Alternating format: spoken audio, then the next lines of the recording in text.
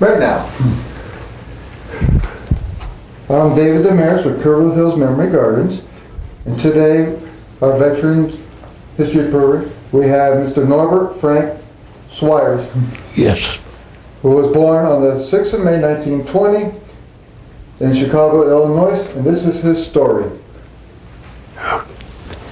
Start right ahead, Mr. Swierz. Well, I was born on the northwest side of Chicago, and I witnessed, as growing up, I witnessed a lot of terrible things. The bootleggers were rampant on that area of Chicago. There was gang fights. But all in all, I enjoyed my childhood. In those days, the parents would let you out, and you could go as long as you wanted to, with one exception. When the street lights went on, you better get for home. I went to Mark Bobine's school on the northwest side of Chicago. I met a lot of very interesting people, and my dad was more or less of an entrepreneur. He bought and sold pieces of property and businesses like grocery stores, butcher shops, and like that. So we lived all over Chicago, the north side, the south side, the east side, the west side. And we didn't have a sense of permanency at all because of the fact that my dad would buy a grocery store, put it on the market, and we might just possibly be moving in another week, or 2 weeks, or a month, whatever. But I enjoyed that mode of life simply because I wasn't used to being in one place for any length of time. I've met generations of, or I should say, groups of people along the way, children my age, and I even had contact with Al Capone. The way that happened was that I was leaving my grandpa's place. We were visiting him, and as I got out to the street, there was a big black car. In those days, all cars are black. Pulled up, and window rolled down, and this gentleman said, "Do you know where Mr. Waiters lives?" I said, "Yes, sir, that's my grandpa. He lives right over there." And I pointed to the house. And I started up the street again. And he said, "Hey, kid, just a minute." And so I stopped. The car kind of sided up to me. And he threw a coin at me. It was a quarter. So that was good news because I could get a bushel basket full of candy for a quarter in those days. And that's just exactly where I headed, for the nearest candy store. Well, later on, excuse me, I went back to my granddad's place, and my mother told me, she said, "You know, son, you missed meeting Al Capone." I said, "How was that?" And she described him, and it was the same guy that pulled up in his big black Cadillac or whatever it was. And so that's a little story I like to tell, that I met Al Capone. Anyway, from Chicago, when I was about 9 years old, my mother and father split up.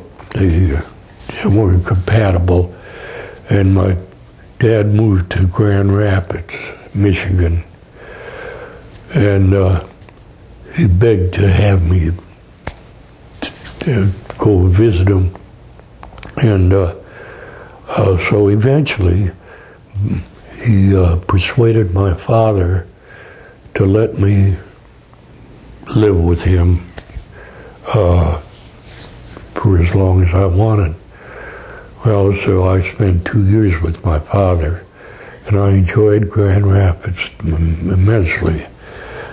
And in the meantime, I have a brother and a sister, or I had a brother and sister. They're both gone now, but they were younger than myself, and we from Grand Rapids, I moved back with my mother, who in the meantime moved out of Chicago to Michigan and started a small grocery store, sort of a general store, and that was I was about 9 or 10 at that time, and I lived in Michigan till I joined. Well, I'm kind of mixed up here. Here's what I want to say is that Pearl Harbor was in December of '41. Prior to that, I had enlisted in the Royal Canadian Air Force. I was very patriotic, I suppose. I wanted to get involved. I couldn't, I wanted a hands-on experience, and I figured if I joined the RCAF, I could get it. Well, the RCAF wasn't, for some reason or another, another opportunity came up at the same time, and it was I could join an outfit called the Civilian Technical Corps. It was a mercenary group of people that were shipped to England for the war effort, and we wore RAF officers' uniforms with no brass at all, leather buttons and so on, to go along with the civilian theme. After I got to England, and this is right after Pearl Harbor, I got into the CTC prior to Pearl Harbor. It was about the latter part of November, and Pearl Harbor, as we know, was in December. So I was already en route to England when this thing happened at Pearl Harbor. When I got there, I thought perhaps I wanted to be a pilot, mainly because my brother and I together owned a small Taylor Cub aircraft, and we flew it all over Michigan. He was 16 and I was 20, and we kept it in good shape by taking up people for rides and like that. So after I got to England, it wasn't long after that the GIs, the American troops, started pouring into England.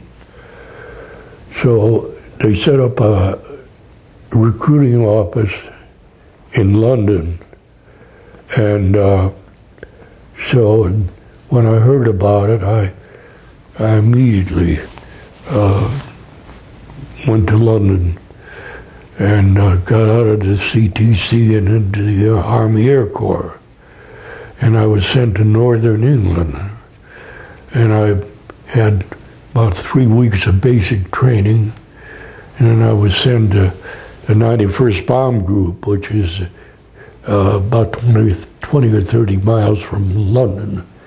an ideal situation for a young guy. I could get on the bus and get to London in nothing flat. So at that time, I made up my mind that because of my background in flying, they would accept me for pilot training. So I got an interview with a colonel that was doing the selecting for pilot training. I told him my story, and he said, "Son, you gotta be kidding. There must be 10,000 guys that want to be pilots. And your credentials better be good." So I explained what they were. So many flying hours and a little training I had. And he said, I'm sorry, there's people that have been flying for years and they're trying to get into pilot training for the Air Force. So I said, okay, I still want to fly. Well, I was at a bomber base at the time. I was transferred from my basic training site to the 91st Bomb Group. And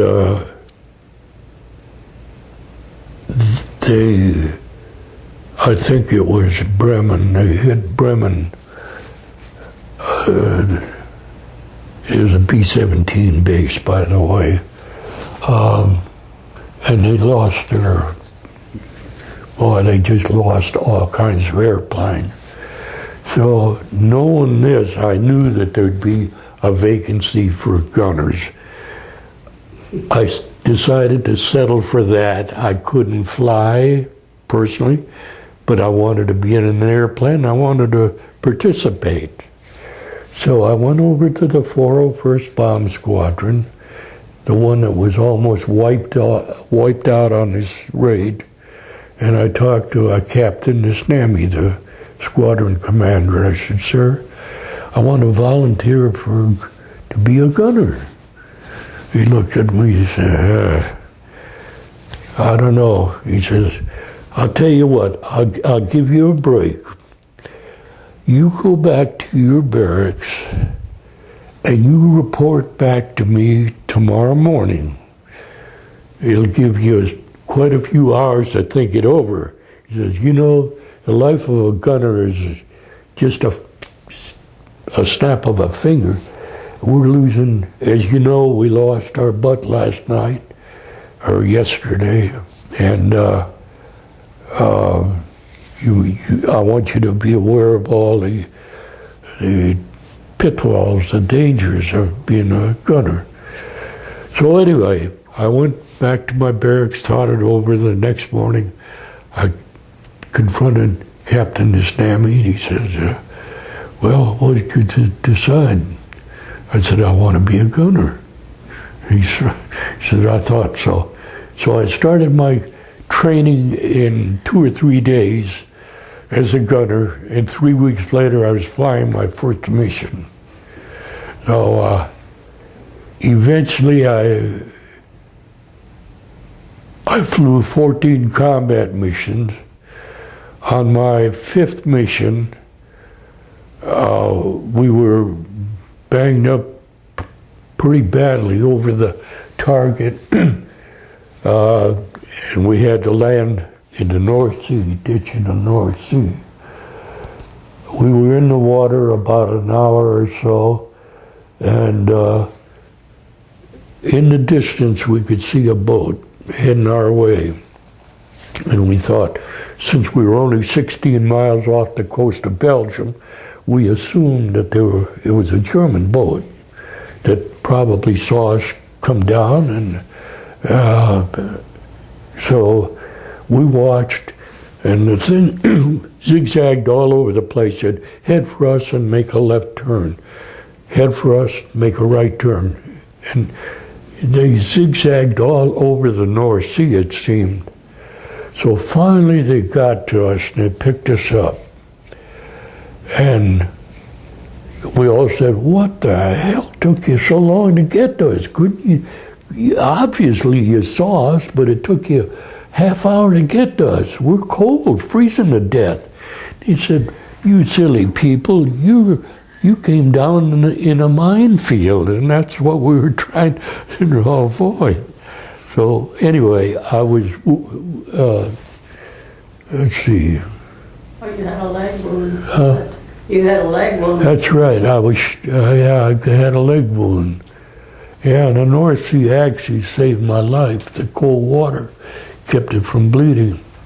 So after we were rescued, I was put in a little emergency hospital, and I was the only one wounded on our ship. Well, we lost one individual, a guy by the name of Lindbergh. As we came down in the water, our B-17 broke in two, like you take a stick and break it over your knee, and we spilled out. And normally the B-17 carries 2 5-man dinghies. There's 10 on a B-17 crew. Well, the one on the right didn't deploy. It was badly shot up, and the one on the left did. Well, we had an order that we had to deploy from a ship in case of a ditching. Half us got off on one side, half on the other side. Well, unfortunately, I had the side that the dinghy didn't eject. So I had to come around the fuselage, it was sinking rapidly, to the dinghy that did deploy, but only partially. We could just hang on without getting into it. And so, in the meantime, the right waist gunner, Lindbergh, he panicked, I guess. Instead of coming around like I did, he swam off away from the airplane. I don't know why, but he drowned. The RSU Rescue picked us up then, as I mentioned, and I spent 4 weeks, I think, in the hospital recovering from my wound. I went back into action 2 or 3 weeks after I was released, and I flew then 9 more missions. And on my 14th mission, we bombed Stuttgart, Germany, which is in the heart of Germany. And we had a heck of a lot of opposition. Planes were going down just all over, heck, including us. We got a burst of flak right in the bomb bays, and that meant we didn't have to be told to bail out, and we just did it. The plane was going down, and as I was going down, I knew I had to free fall for 10 or 15,000 feet. We got shot down, I think it was at an altitude of 26 or 27,000 feet. Well, the oxygen level is roughly around 12,000. So in the meantime,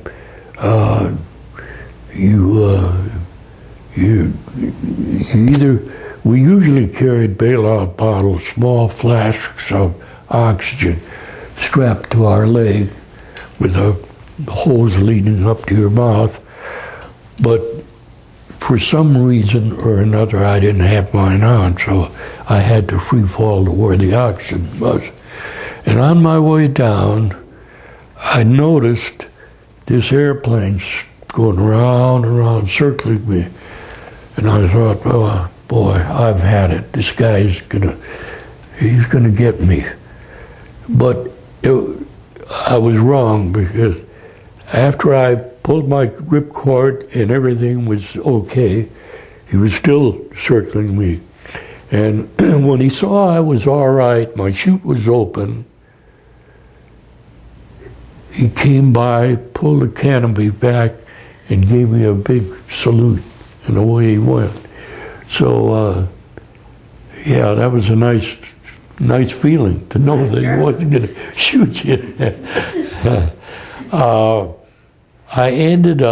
I was immediately captured. I ended up in Stalag 17, not right away. Here's what happens. Anytime anyone went down over Germany and was captured, they were sent to a place called Dulag Luft in Frankfurt, Germany. Is a main interrogation center. No matter where you got shot down in Germany, this is where you ended up for interrogation. They wanted to pump you for all you were worth and get every bit of information they could. I was in Dulag Luft, I think, probably a week. Yeah, somewhere along in there, 7 or 8 days. And I was interrogated numerous times, day and night. They tried to wear you down to where you forgot where you were or what you were thinking. All they wanted was just any kind of information that you could give them. I suppose then they'd piece all these little bits together and get a good picture of what was going on. But anytime I was interrogated, I gave them my name, rank, and serial number, which is what I was ordered to do. Eventually, they released me, and as I was going out, this interrogating officer said, "I don't know why you wasted our time and your time. We know all about you. We know that you were in the Civilian Technical Corps. We know when you arrived in England, you were in the 401st Bomb Group," and on and on and on. I thought, geez. And so they sent me to 7A, which was a prison camp near Munich, Germany. And I was there about 2 weeks or so. They told us we were moving the next day, that we were going to a brand new prison camp called Stalag 17B. This is in Krems, Austria. And so the next day we were jammed into boxcars, and no food, no water, no toilet facilities, and away we went. Well, my first escape was on that trip from Stalag 7A to 17B. There was in the boxcar over up in the top on the left side of the car was a little square like so, opening, and it had a sort of a light grating or a hardware cloth, you could call it, over it. So in the meantime, I got acquainted with a boy by the name of Archie Barker, and I told him about it. I said, you know, we can get through that hole and get out of here. He said, let me check it out. So eventually, there's always a line waiting to use the facility. And he came back, he says, you know, Skeets, I think we can do it. So we did it. Archie went out first, and it sounds like a stupid deal, bailing out of a moving boxcar, but you have to remember the locomotives weren't very powerful and the hills were pretty steep, and when it would get near the crest of a hill, it was practically at a standstill, and then it'd pick up speed and go like hell down until you got to the next hill. Well, that's what we planned on, getting out at the crest of a hill. Well, Archie got out, and we had We knew exactly what we were going to do, how we were going to get together. So it was my turn. I got stuck in the damn window. And in the meantime, we got to the crest of the hill, and now we're going down the hill, going like hell. I hit the ground, and I must have rolled 100 feet. Luckily, I didn't break anything. I lay there checking my parts, my ankles, making sure nothing was broken. Everything hurt, but I was worried that maybe I broke something and that'd be the end of my escape.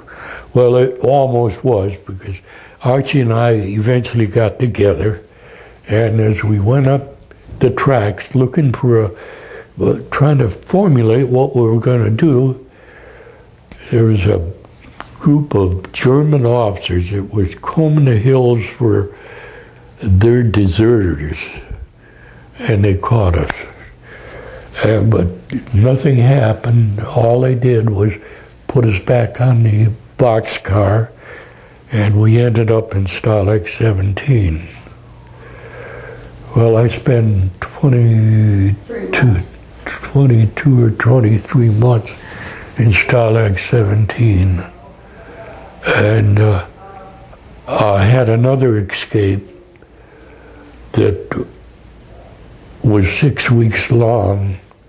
We rode a garbage wagon out. I got a job in the camp kitchen that cooked for the Americans. We didn't have to work. We were all non-commissioned officers, but we did it to keep busy, and that was it. So I got a job in the camp kitchen.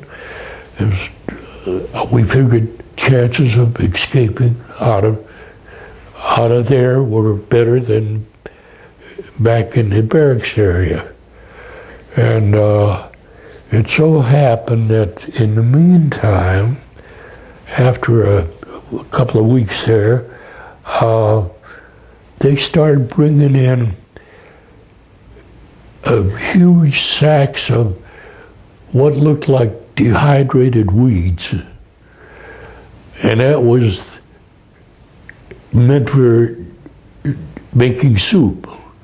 You take a big sack of this stuff, oh, there were huge sacks, and throw it in this big cauldron, let it soak overnight, scoop the bugs off and the worms and whatever off, and that's the way they made soup. Well, nobody ate it, so we soon learned that 3 times a week, this farmer would bring big sacks of this stuff to the camp kitchen. So after he left, we'd take the sacks and throw them in. We had a little garbage building, little brick shed that we threw what little garbage we had, but that's where they ended up. So one day I'm thinking, there's a possibility of an escape here. We can get, since we're throwing this stuff in the garbage thing, and it's being picked up 2 or 3 times a week, why, we can, I'm talking to Archie, my good buddy in the meantime. I said, what do you think, Archie? He said, I think it's a good idea. So the next time, we had to clear it with the escape committee, because they wouldn't permit any escape without it being cleared by the escape committee. Because too many of these people, the POWs, they were risking their lives in stupid escape attempts, so they put the kibosh on pranks like that, and only the ones that had merit were allowed to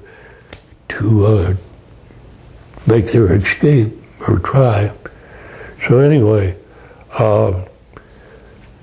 this farmer came in per schedule, and we quickly emptied out one of the sacks. Archie got in one and I got in another.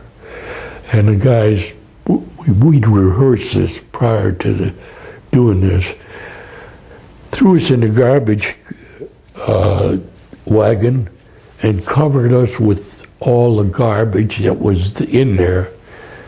And pretty soon the farmer came out and got in, and away he went. Well, we had 2 checkpoints we had to go through. The first one, they had a probe with a couple of prongs on the end of it, a metal bar, and luckily they missed. They didn't really try, I guess. They couldn't visualize anyone being under a pile of crap like that.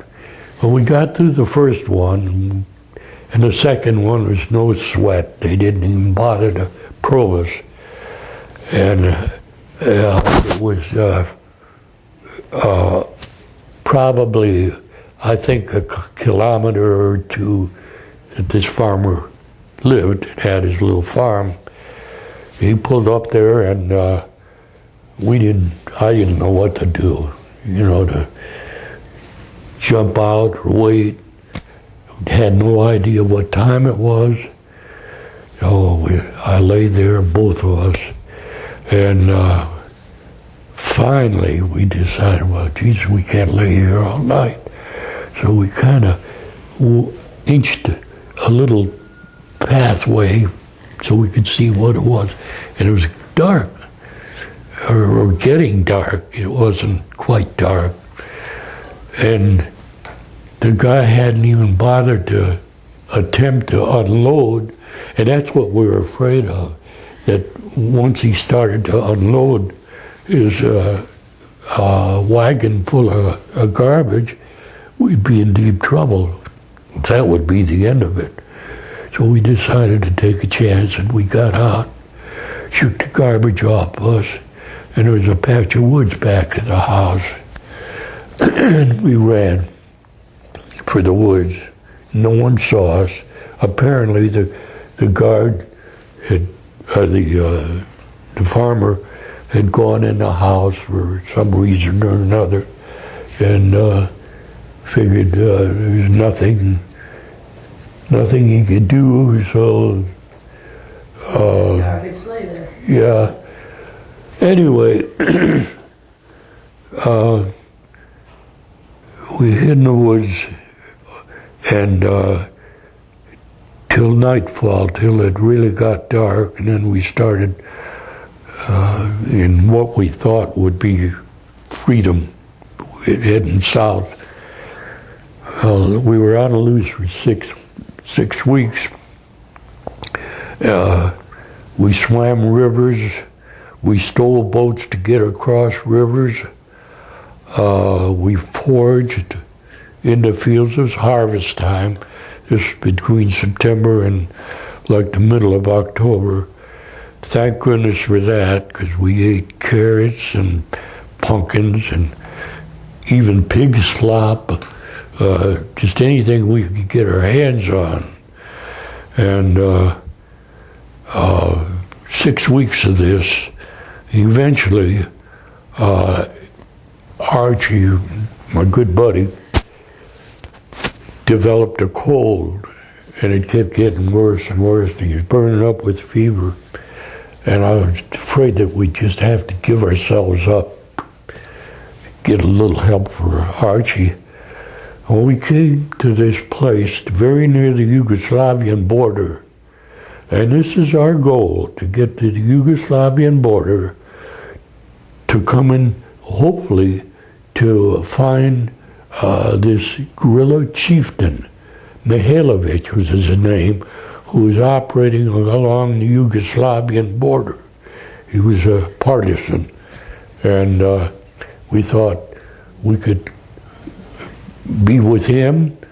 We knew that any American that was turned back to our own people, they got a heck of a big wad of money. I don't know how much it was, but it was substantial. And I figured this is our only hope to get with Mihailovich. Well, we got to this little town. We figured it was the last town before we would be free to, that the people would be partisan enough to where we could find out where Mihailovich was going, or for that matter, just to put us up. Or we had a lot of thoughts about that. So we got to this little town, and it was a bridge from one side to the other, and ordinarily we would either wade across the water, the creek or the lake or whatever, or steal a boat. But this is an insignificant little stream, the little bridge. But all bridges in Germany and Austria and in that area, most of them, I should say, were guarded. And anyone crossing the bridge had to show their credentials. Well, we had none, so we had to do it on a QT. We watched and watched. It didn't seem to be guarded, so we thought, well, we can take a chance. We've got to get to the other side.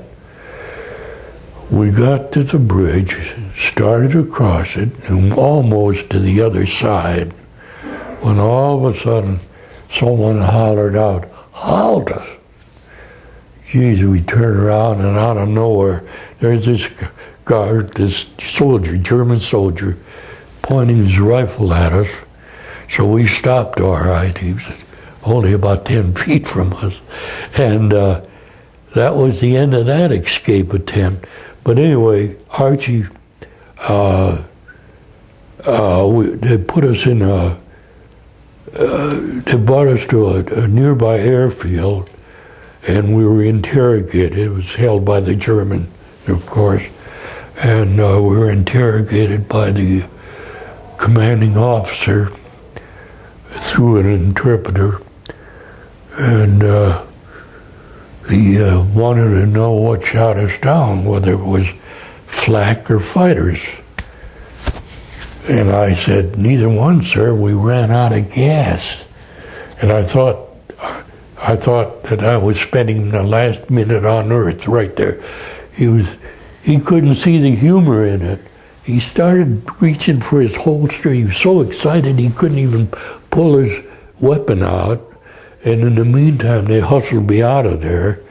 And I was there 3 or 4 days. In the meantime, they treated Archie. They gave him some shots and one thing or another, and got him fit to travel back to Stalag 17. And we ended back up in Stalag 17. I got 2 weeks in solitary confinement, and those were 2 of the most comfortable weeks of my life. They fed us, such as it was, but we were warm. We had a bed to sleep in. It was great. In the meantime, Archie got well, and so shortly after that, this was in October, several months later, the Russians threatened Stalag 17. So the Germans pulled us out of there and marched us to the west, just to get out of the Russians' reach. And it was a march of 281 miles. We got fed every 3rd day. a piece of bread and a little, we call it garbage soup. It was vile, green-looking crap, but we welcomed it. And we were there, this was in latter part of April of 45. And very soon after that, we were liberated. And we were sent to back into France.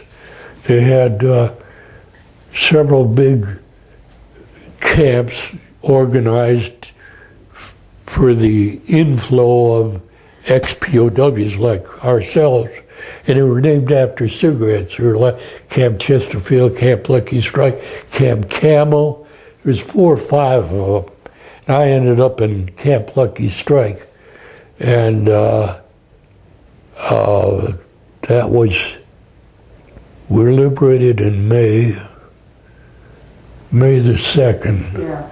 And so I was on a boat heading back home in the middle of May of 45. You got home in June? So, June. yeah. I got home. They sent me to the Great Lakes Training Station. It was a naval base just outside of Chicago. And since I was born and raised in Chicago, this is my choice, and they responded. And they checked me out, and when I got on the train heading for Dowagiac, which is maybe 3 hours out of Chicago, that's where my parents, or my mother located it in the meantime. I got to the train station at the end of the line at Chicago, and the train stopped, and I looked out the window, and there was a sea of people out there, and I said, "Oh, now, who are they welcoming me, you know?" And all of a sudden, someone's in my party said, "Well, hell, it's you Swierz, you." They're waiting to greet you. And that was a thrill. There must have been 200 or 300 people there. Small town, there's Yeah. 200. I knew And somebody. a couple weeks later, a month later, Muriel and I got married. We knew each other for years and corresponded all the while I was over there. And the VFW put on our wedding, everything, furnished everything but the flowers. And that cost me, what, $18? So that's it. That was a $25,000 wedding, I think. Oh, God. Oh, Lord, everybody in town. And Mr. Swierz, how about accommodations that you received? Oh, God, I can't. First of all, just recently, I got the French Legion of Honor. I feel that was my greatest honor.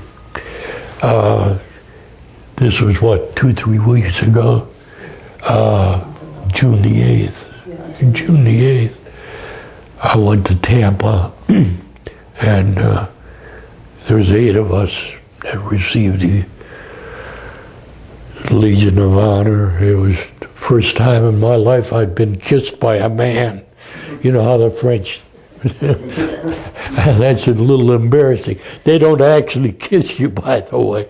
They mime it, you know. And since then, I have, well, even before that,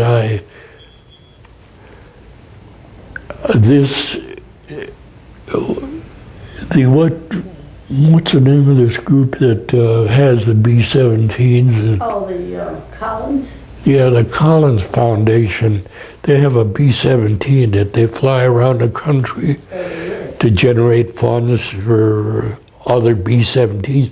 There's 13 left now in the world, and they're pretty expensive. Keeping those old crates going. So they asked me, this is like in March of this year, would I be interested in flying in one of those things from Orlando, where it was based, to St. Pete? I said, hell yes. So anyway, they had quite a few photographers, newspaper people there as we arrived, and that triggered off a lot of publicity on my part. I received letters from almost all parts of the country. I was interviewed, how many times would you say? 8, 10, 12 times. One just recently. There were, anyway, it was quite exciting, and I got letters from all over the country, as I stated, and I feel if they've got the time and the initiative, they want to correspond with me, I'll do them the courtesy of answering. So every letter I got, I answered. And that's kept me humping, believe me. Well, you got a lot of letters from men saying they're 60, 62, 5. Their dad had died, and they found out he was in the same prison of war camp that Norm was in. And they wanted to know how it was, because their dad had never told them anything about the, accommodations and things that they went through. And it was just amazing, the young men that didn't have any knowledge of what the guys went through. And I thought that was most gratifying, because they at least had a little bit of a record of what they did. Well, I wrote a book for my grandkids. I didn't want them to not know a lot of things about me that they wanted to know. So I spelled it all out in my book, and when I made this here B-17 ride from Orlando,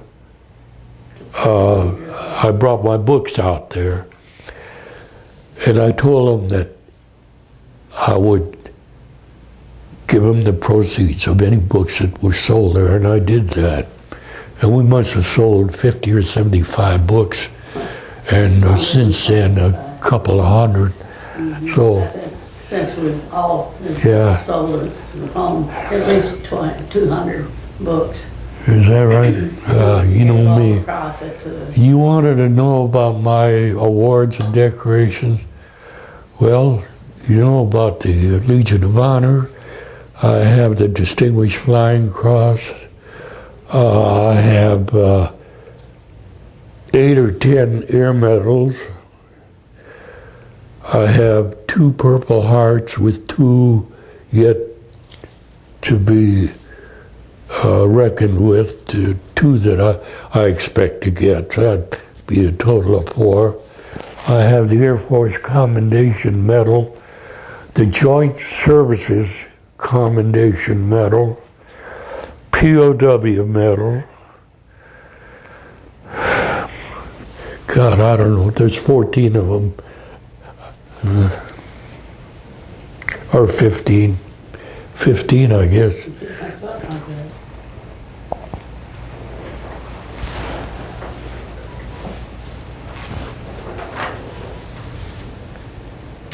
It was in December. It had snowed, and they figured they were not much of a target crawling through the snow, especially if their clothing was whitewashed.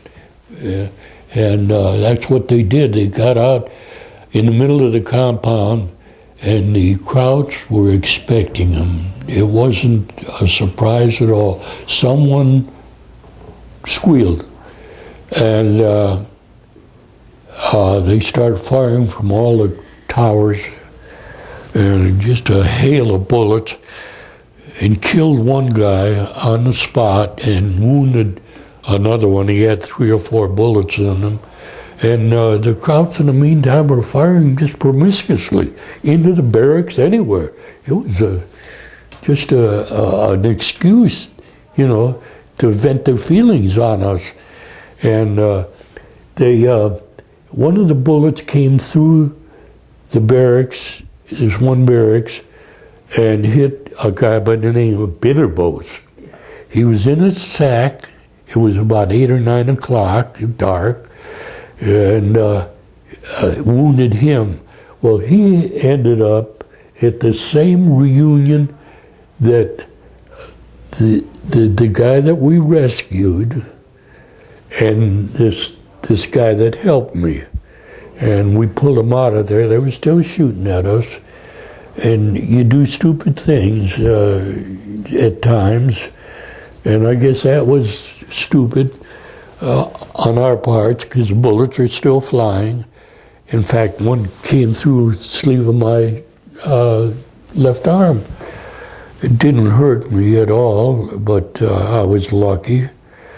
He lived, and as Muriel said, he ended up at this reunion with us.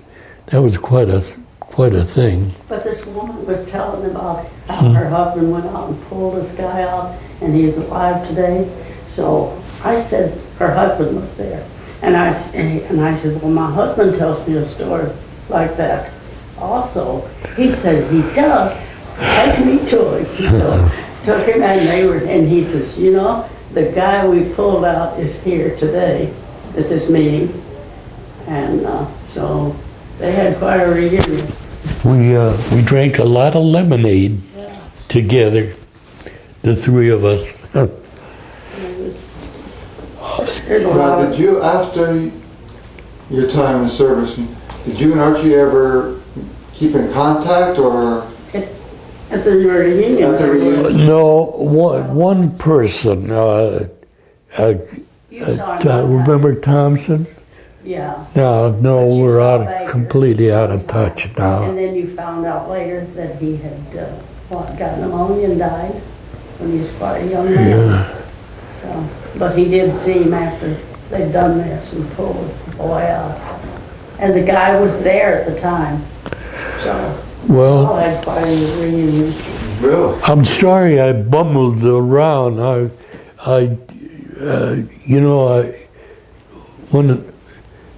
do a little bit better, I think, in some of these interviews, but I crowd too many things into what I'm trying to say, and I don't get what I started to say out clear enough, because I've got these other things that are churning around in my mind. There's the things that I wrote in the book that I didn't write in my book that I probably could have and maybe should have.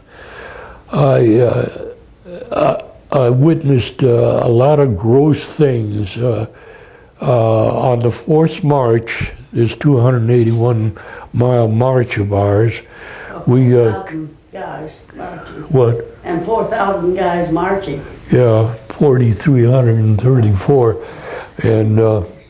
But we came across, well, first of all, we smell this terrible smell, and it's the smell of death. You can't mistake it. And we wondered if someone had died in the area. And pretty soon, up the road, marching towards us, was a group of people, and as they got closer, we could see who they were. They were old people, there were young people, there were kids dragging old people, there were Jews from Hungary, Hungarian Jews that were on a death march, literally. The Germans marched them till there was no one alive. They didn't kill them, but if they dropped, and they did that as they marched by us, the Germans would club them to death or stick a bayonet in them. And that was horrible. And the stink, oh God, I still remember it. That was, well, I did put that in the book. I mean, that's common knowledge that the Germans did that to the Jews. But then another incident, I don't know whether I should even mention it. We caught a stoolie, a guy that we knew beyond a shadow of a doubt that he was passing information on to the Germans. This was in Stalag 17. And we set traps for him, and we wanted to make damn sure we knew what we were doing. And the end result was that he had to go. Well, I was in what they call the White House. It was the administrative group of guys. We were the workers and the people that were involved in certain things there, in escape committees and digging tunnels. We were all housed in what they call the White House. One day, we're all kind of milling around, and somehow or another the word got around that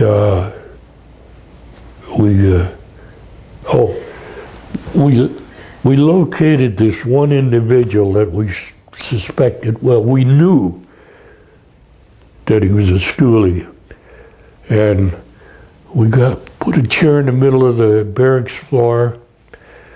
We found him somewhere and brought him in, sat him in a chair, and we said, "No, you tell us what you are, because you're obviously passing information on to the Germans."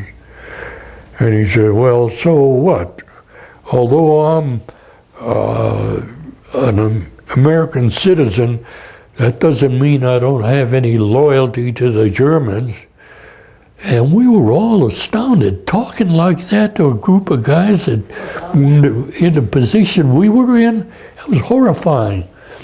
And we asked him about certain things, and he admitted that he was passing information on. I don't know what he thought we would do about it, but certainly not what happened to him.